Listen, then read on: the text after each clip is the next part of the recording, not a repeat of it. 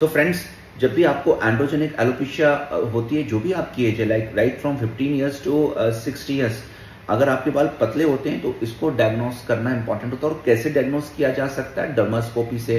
Number 2, इसको कैसे आगे ट्रीटमेंट करना चाहिए जिसपे हम भरोसे के साथ ट्रीटमेंट में रह सकते हैं, that is through global standard pictures comparison every 4 months. इसके अलावा बायोमार्क करना चाहिए। If there is any medical issue, let the patient follow it well. देखिए, ये सभी ट्रीटमेंट काफी लंबे समय तक चलते हैं। लगभग ये जो ऊपर की स्लाइड्स हैं 1 से 10 साल तक चलती है, लेकिन मेरा अपना पर्सनल पिछले कई सालों का एक्सपीरियंस है कि पेशेंट को पहले 1 साल बिल्कुल आंख बंद करके अच्छे ढंग से ट्रीटमेंट को कंप्लाई और फॉलो करना चाहिए बेहतर रिजल्ट्स के लिए। पेशेंट्स कभी कभी एडवर्टीजमेंट्स देखते हैं, उनमें ऑनलाइन ट्रीटमेंट में क्या क्या चीजें वो देखते हैं, उनको लगता है कि नहीं वो बाल उग जाते हैं 3 महीने में, 2 महीने में, नहीं हो तो पैसा वापस। ऐसे ऐसे एडवर्टीजमेंट्स अगर आते हैं तो आपके दिमाग में ये रहता है कि मुझे रिजल्ट नहीं मिल रहे हैं, हम क्या कर रहे हैं आपके साथ और कहाँ रिजल्ट आने चाहिए वो आप कभी कभी समझ नहीं पाते हैं। तब भी हम कोशिश करते हैं कि आपको एजुकेट करें। सो फ्रेंड्स, अगर आप ट्रीटमेंट कहीं भी लेते हैं तो उसको लॉन्ग टर्म पे आप समझिए और लॉन्ग टर्म पे लीजिए, तो आपको 100% रिजल्ट्स के जो स्टैंडर्ड टेनेट्स रखे गए, एम रखे गए, प्रोग्नोसिस रखी गई है, वो आपको मिलते ही मिलते हैं। सो क्या एंड्रोजेनिक एलोपेशिया में इंपॉर्टेंट है? डायग्नोसिस। नंबर 2, अगर पेशेंट में न्यूट्रिशनल फैक्टर्स हमें दिखते हैं तो उसको भी हम असेसमेंट प्रोटोकॉल में डालते हैं। इसलिए जो पार्टिसिपेटरी प्रोटोकॉल्स आते हैं डिफरेंशियल होम्योपैथी थेरापेटिक्स या रेजिन प्रोटोकॉल्स में, उसमें पेशेंट की डाइट के अलावा योगासन और बायोमार्कर्स भी ट्रीटमेंट के डायरेक्शंस को तय करते हैं। जब होम्योपैथी थेरापेटिक्स यूज होती है तो हम उसको कहते हैं होम्योडर्मेटोलॉजी या होम्योपैथी विद डर्मेटोलॉजी। तो उस केसेस में इनको बायोमार्क करना, डॉक्टर्स अगर आप हैं और अगर आप पढ़े लिखे पेशेंट हैं तो इनको ऐड करना इंपॉर्टेंट है। बायोमार्क करना इंपॉर्टेंट है, क्या क्या रिपोर्ट्स हैं और उनकी क्या क्या स्टेटस है और आप किस तरीके से इनको बूस्ट कर रहे हैं। इसके अलावा डर्मास्कोपी पिक्चर्स किस तरीके से लेना चाहिए, उनको ऑनलाइन भी पेशेंट को एजुकेट करके उनको वापस लेना चाहिए। देखिए, मेडिकल साइंस में 5 अल्फा रिडक्टेज ब्लॉकर, मिनॉक्सिडिल या फिनेस्ट्राइड इनको दिया जाता है। इनका मेल रिप्रोडक्टिव हेल्थ पे काफी एडवर्स इफेक्ट होता है, जो कि बहुत सारे रिसर्च वर्क सामने आए हैं। स्पेशली पोटेंशियल स्पर्मेटोलॉजिक फेलियर्स, लिबिडो को लो करता है, इम्पोटेंसी प्रोड्यूस कर सकता है, ऐसे चांसेस रहे हैं। तो इसको स्टैंडर्ड ट्रीटमेंट के रूप में दिया जाता है, लेकिन मैं कहूंगा कि आप नेचुरल ट्रीटमेंट को प्रिफर करें।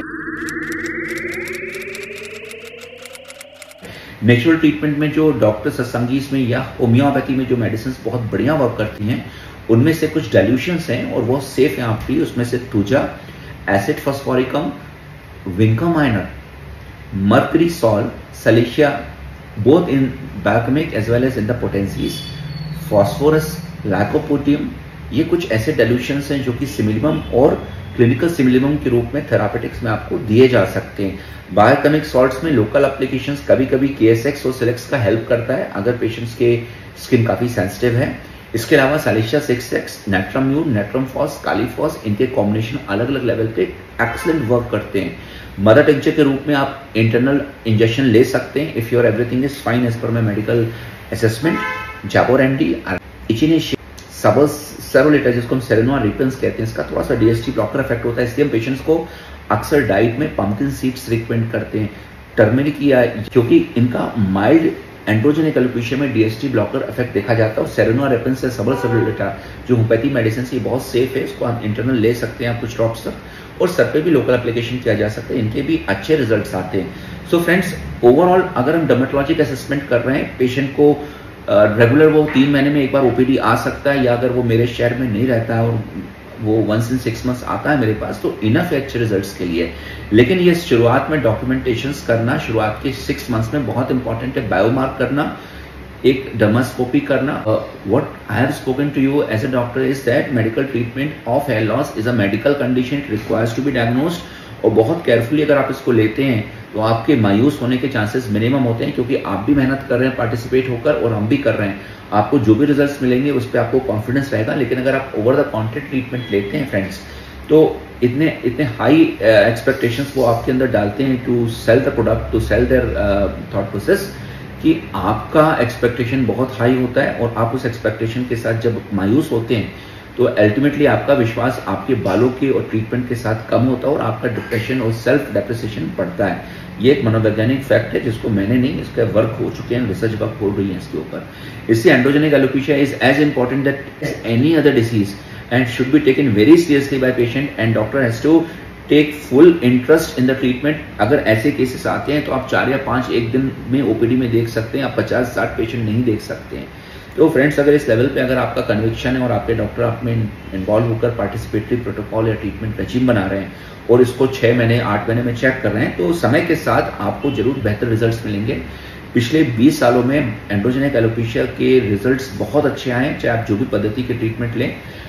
होम्योपैथी प्रोटोकॉल्स मैं करते आया हूँ, मैंने एक्सेलेंट रिजल्ट्स देखे हैं। एलोपेशिया एरेटा के में तो कुछ केसेस इतना बढ़िया रिस्पॉन्ड करते हैं विदाउट एनी साइड इफेक्ट्स। सो स्टेरॉइड, फेनेस्ट्राइड और वेनॉक्सिडिल के लोकल साइड इफेक्ट्स से अगर बचते हैं आप और होम्योपैथी मेडिकेशन वर्क कर रही है आपके ऊपर, तो excellent, this is one of the best choices for you. देखिए, सभी चॉइसेस सही हैं आपके लिए, चाहे आप एलोपैथी में, चाहे होम्योपैथी, आयुर्वेदा में जाएं, it doesn't matter, but the most important thing is whether your doctor is completely serious about these biomarking and checking the case with the evidence based जो protocols standardized इंटरनेशनली एक्सेप्ट किए गए हैं उसके ऊपर चल रहा है कि नहीं। अगर आप नहीं चल रहे हैं डॉक्टर साहब, तो आप जरूर इनको यहाँ से लेकर नेट पे आप गूगलिंग सर्च करिए और इनको अपने ट्रीटमेंट में शामिल करिए, तभी आप जस्टिस कर रहे हैं पेशेंट के साथ। और पेशेंट, अगर आप भी इस तरीके से ट्रीटमेंट लेते हैं ओपीडी में, तभी आप जस्टिस कर रहे हैं अपने ट्रीटमेंट के साथ। आपको ऐसा ना लगे कि हमने ओवर द काउंटर कोई नॉन डॉक्टर के बैकग्राउंड पे हमने कोई ट्रीटमेंट शुरू कर दिया और फिर हमें रिजल्ट्स नहीं मिले, या हमें कोई रिजल्ट्स थोड़े से दिखने लगे तो हम बहुत खुश हो गए, हमने 3 लोग को और रिकमेंड कर दिया, फिर हमारे रिजल्ट्स खत्म हो गए, वो 3 लोग भी मायूस हो गए। तो फ्रेंड्स, बिना मुझसे पूछे ट्रीटमेंट छोड़े नहीं। अगर आपको लगता है कि नहीं ट्रीटमेंट पे रिजल्ट्स नहीं मिले हैं पुराने कोई, तो आपको वापस मिलना चाहिए, अपने कन्विक्शंस लेवल को बढ़ाना चाहिए। मैं हर समय अवेलेबल रहता हूँ। आप किसी और डॉक्टर के पास ट्रांसप्लांट भी आपने किया और आपके बाल गिरे हैं, तो भी आप पोस्ट ट्रांसप्लांट ट्रीटमेंट प्रोटोकॉल्स आप ले सकते हैं instead of taking the major talks. अगर पहली बार आए तो सब्सक्राइब जरूर करें। Let me see what best we can do for you. So take care. If you have any of the queries, genuine queries, get the assessment done. This is the number flashed here, and ensure that you follow the treatment protocol well. So friends, all the best. Take care.